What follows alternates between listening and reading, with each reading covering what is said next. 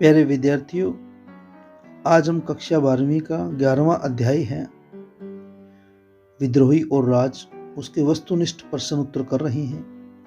ये दीप गाइड से उठाए गए हैं। तो चलिए शुरू करते हैं। पहला क्वेश्चन, दिल्ली में विद्रोहियों को किसने रोकने का प्रयास किया था? मीन्स अंग्रेजों की तरफ से विद्रोहियों को रोकने के लिए कौन नियुक्त किया गया था, किसने प्रयास किया? तो कर्नल रिप्ले ने विद्रोहियों को आगे बढ़ने से रोकने का प्रयास किया। तो आप ध्यान रखेंगे, दिल्ली में कर्नल रिप्ले। सिपाही, प्रश्न 2, सिपाही जो मेरठ छावनी से आए थे, सिपाही जब लाल किले पर पहुंचे तो बहादुर शाह जफर क्या कर रहे थे? बहादुर शाह जफर प्रातःकालीन नमाज पढ़कर, क्योंकि रमजान का महीना चला हुआ था, तो प्रातःकालीन नमाज पढ़कर और सहरी खाकर, सहरी होता है जो सूर्य उगने से पहले जो भोजन किया जाता है रमजान के महीने में रोजे रखने के दौरान, उसको बोलते हैं सहरी, सहरी खाकर उठे थे। प्रश्न 3, सिपाहियों ने बहादुर शाह जफर से क्या अनुरोध किया?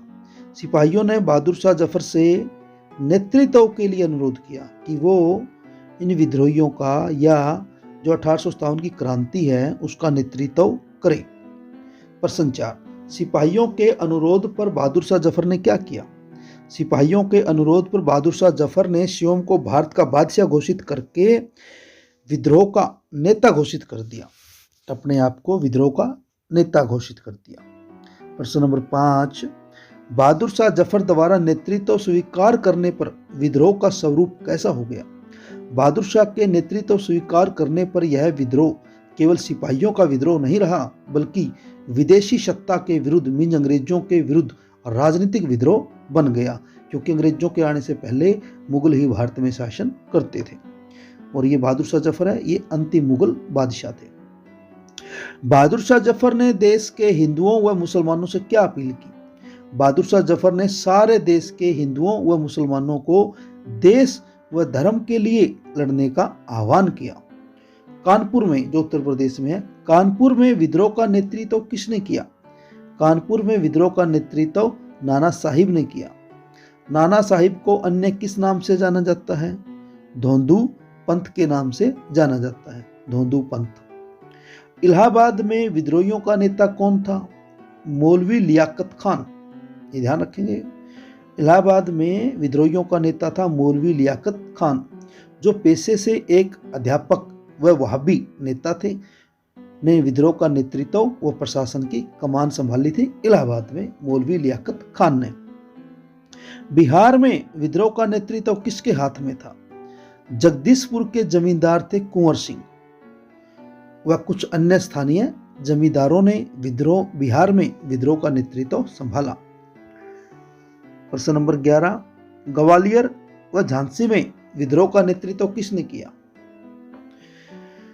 तो ग्वालियर व झांसी में विद्रोह का नेतृत्व झांसी की रानी लक्ष्मीबाई और तांतिया टोपे ने किया। विद्रोह में सिंधिया राजा की क्या भूमिका थी? सिंधिया राजा ने विद्रोहियों को कुचलने के लिए में अंग्रेजों का साथ दिया था। प्रश्न नंबर 13, बंगाल की बैरकपुर छावनी में बगावत का आह्वान किसने किया था? 29 मार्च 1857 को परेड के समय बंगाल की जो बैरकपुर छावनी है और वहां के सैनिक थे मंगल पांडे ने बगावत का आह्वान किया था। और मंगल पांडे को ही 1857 की क्रांति का पहला शहीद का दर्जा दिया गया है।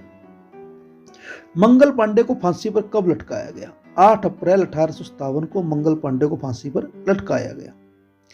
लैप्स का सिद्धांत किस गवर्नर जनरल ने प्रतिपादित किया था? तो ये लॉर्ड डलहौजी की नीति थी, लैप्स का सिद्धांत। लैप्स के सिद्धांत द्वारा कौन कौन से राज्यों का विलय किया गया? सतारा, नागपुर, झांसी और उदयपुर राज्यों का लैप्स के सिद्धांत से अंग्रेजी राज्य में विलय किया गया। मंगल पांडे कौन था? मंगल पांडे जो बंगाल की बैरकपुर छावनी थी उसकी 34वीं नेटिव इन्फेंट्री का एक सैनिक था। नेक्स्ट प्रश्न है 18वां, अंग्रेजों ने बहादुर शाह जफर को बंदी बनाकर कहां भेजा? बहादुर शाह जफर को बंदी बनाकर इन्होंने वर्तमान जो म्यांमार है उसके शहर रंगून में भेजा था, रंगून। बहादुर शाह जफर की मृत्यु कब हुई? रंगून में हुई थी 1862 में। रानी लक्ष्मीबाई को वीर गति कब हुआ, कहां प्राप्त हुई? 17 जून 1858 को ग्वालियर में वीर गति को प्राप्त हुई झांसी की रानी लक्ष्मीबाई, 17 जून 1858। नाना साहिब ने कानपुर पर अधिकार कब किया? 26 जून 1857 को अधिकार किया था नाना साहिब ने कानपुर पर। यह चित्र है द रिलीफ ऑफ लखनऊ नामक चित्र कब और किसने बनाया था? तो ये द रिलीफ ऑफ लखनऊ नामक चित्र टॉम्स जोन्स बार्कर ने बनाया था 1859 में, 1859 में बनाया था। द रिलीफ ऑफ लखनऊ चित्र में क्या दर्शाया गया है? इस चित्र में दिखाने का प्रयास किया गया है कि संकट की घड़ी का अंत हो चुका है। इन मेमोरियम चित्र कब व किसने बनाया था? बहुत इंपॉर्टेंट क्वेश्चन है ये। इन मेमोरियम चित्र ये जोसेफ नोएल पेटन द्वारा बनाया गया था 1859 में ही। इन मेमोरियम चित्र में क्या दिखाया गया है? इन मेमोरियम चित्र में अंग्रेज जो औरतें हैं और बच्चे अंग्रेजों के, वो एक दूसरे से लिपटे दिखाई दे रहे हैं, वे असहाय प्रतीत हो रहे हैं विद्रोहियों के सामने। द क्लीमेंसी ऑफ कैनिंग नामक चित्र कब प्रकाशित हुआ? द क्लीमेंसी ऑफ कैनिंग नामक चित्र 24 अक्टूबर 1857 को ब्रिटिश पत्रिका पंच में प्रकाशित हुआ था। द क्लीमेंसी ऑफ कैनिंग में क्या दिखाने का प्रयास किया गया है?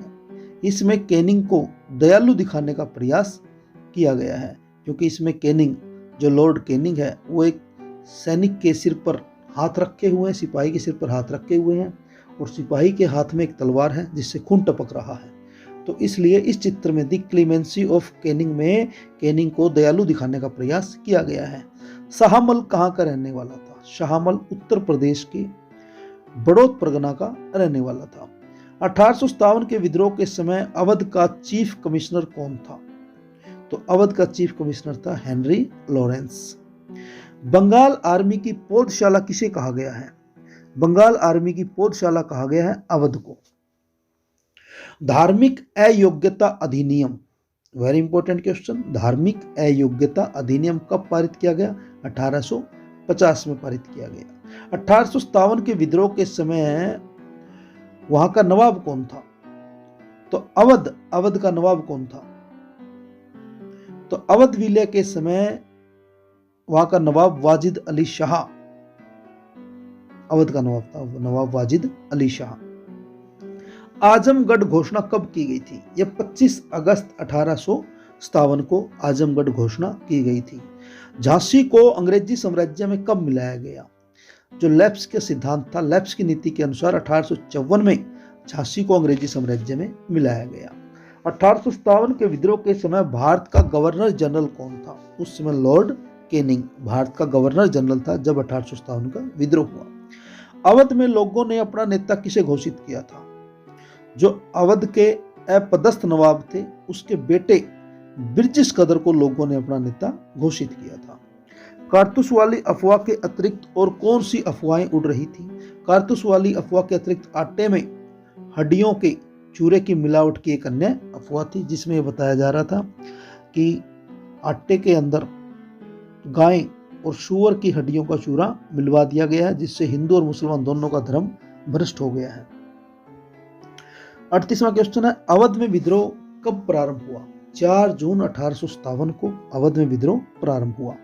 अवध का जो नवाब वाजिद अली शाह था, उसको अपदस्थ करके उसको गद्दी से उतार कर कहां भेजा गया? उसे कलकत्ता भेज दिया गया था, कलकत्ता, नवाब वाजिद अली शाह को। विद्रोह में दिल्ली में विद्रोहियों का नेतृत्व बख्त खान ने किया था, बख्त खान ने। विद्रोहियों ने विद्रोह को शुरू करने का क्या तरीका अपनाया था? ये कुछ संकेत थे, शाम को तोप का गोला दागकर या बिगुल बजाकर।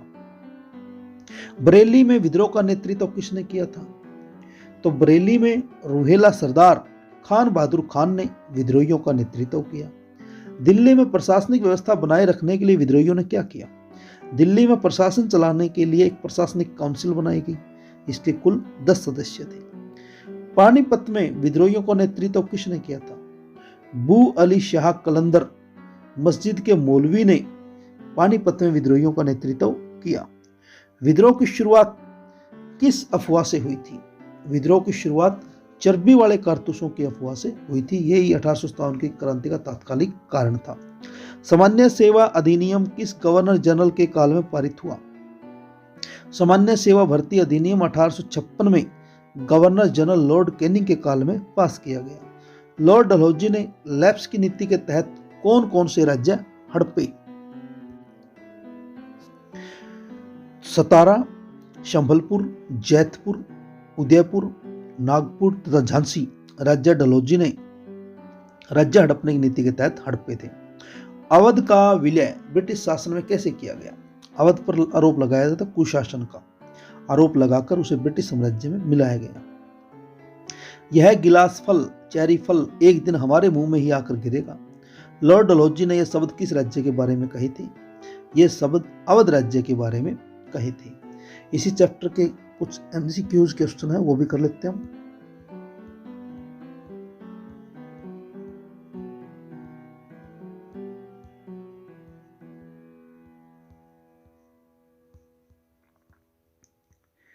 पहला क्वेश्चन, अंतिम मुगल बादशाह कौन था? बहादुर शाह जफर। कानपुर में विद्रोहियों का नेता कौन था? नाना साहिब। वाजिद अली शाह कहां का नवाब था? अवध का नवाब था वाजिद अली शाह, जिसे अपदस्थ करके कलकत्ता भेज दिया गया था। पेशवा बाजीराव द्वितीय का दत्तक पुत्र मीन्स गोद लिया पुत्र कौन था? नाना साहिब। बिहार में विद्रोहियों का नेता कौन था? कुंवर सिंह। लॉर्ड डलहौजी ने धार्मिक अयोग्यता अधिनियम पारित किया था 1850 में। जो धार्मिक अयोग्यता अधिनियम है 1850 में, और सामान्य सेवा भर्ती अधिनियम है 1856 में। ध्यान रखेंगे आप, धार्मिक अयोग्यता अधिनियम 1850, सामान्य सेवा भर्ती अधिनियम 1856। यह गिलास फल एक दिन हमारे मुंह में ही आकर गिरेगा, यह सवाल लॉर्ड डलहौजी ने किस रियासत के बारे में कहे थे? तो ये अवध के बारे में कहे थे। अवध का अंतिम नवाब कौन था? वाजिद अली शाह। अवध का अधिग्रहण किया गया 1856 में। अवध में विद्रोह की शुरुआत कब हुई थी? 4 जून 1857 को। अवध का औपचारिक अधिग्रहण के बाद वहां भू राजस्व बंदोबस्त लागू किया गया था। कौन सा बंदोबस्त लागू किया गया था? एक मुश्त बंदोबस्त। सिंहभूम में कोल आदिवासियों का नेता गोनू था, गोनू। मंगल पांडे को फांसी हुई थी। विद्रोह किया था मंगल पांडे ने 29 मार्च 1857 को, और फांसी हुई थी 8 अप्रैल 1857 को। मुगल बादशाह बहादुर शाह जफर को बंदी बनाकर कहां भेजा गया? रंगून भेजा गया। अवध के नवाब वाजिद अली शाह को अपदस्थ करके पद से हटाकर कहां भेजा गया? कलकत्ता भेजा गया। लखनऊ में विद्रोह का नेतृत्व किसने किया था? बेगम हजरत महल ने किया था। 1857 के विद्रोह का सबसे अधिक व्यापक रूप कहां देखने को मिला? यह मिला अवध में। विद्रोह के बाद अंग्रेजों ने अवध पर पुनः अधिकार कब किया? मार्च 1858 में। विद्रोह के बाद अंग्रेजों ने दिल्ली पर नियंत्रण कब स्थापित किया? 20 सितंबर 1857 को। 20 सितंबर 1857 को। तात्या टोपे को फांसी कब हुई? 18 अप्रैल 1859 को। आजमगढ़ की घोषणा कब की गई? 25 अगस्त 1857 को। विद्रोही क्या चाहते थे? अंग्रेजी राज का अंत चाहते थे, हिंदू मुसलमानों में एकता चाहते थे, वैकल्पिक सत्ता की तलाश थी, उपयुक्त सभी। विद्रोह के दमन के लिए अंग्रेजों ने क्या कदम उठाए?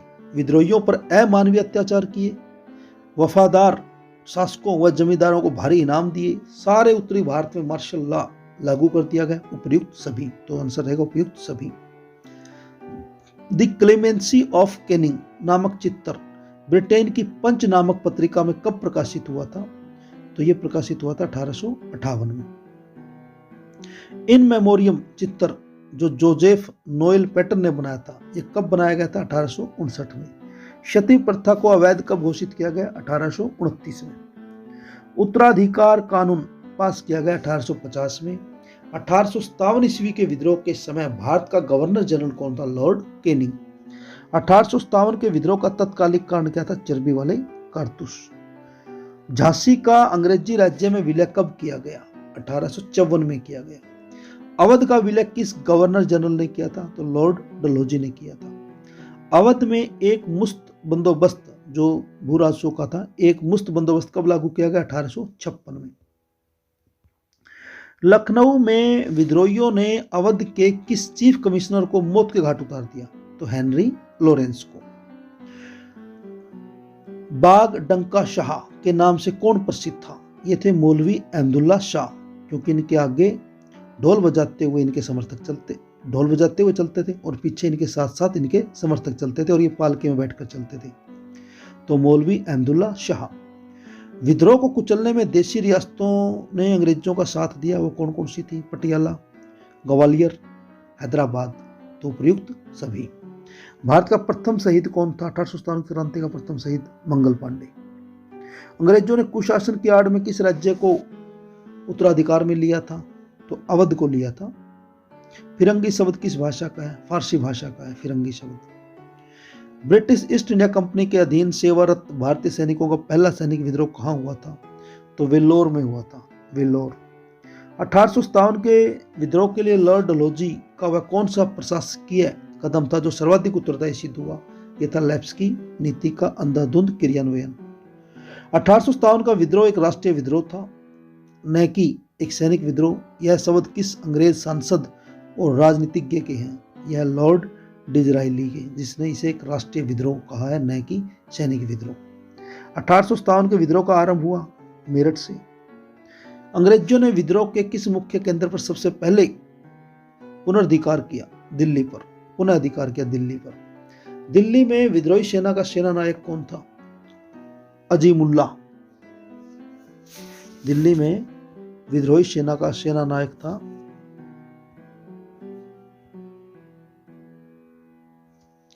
नहीं, गलत है ये, अजीमुल्ला नहीं आएगा, जनरल बख्त खान आएगा, जनरल बख्त खान। 1857 के विद्रोह का कौन सा नेता बचकर नेपाल भाग गया? बाद में उसकी गतिविधियों का कभी पता नहीं चल पाया। तो ये थे नाना साहिब। धन्यवाद।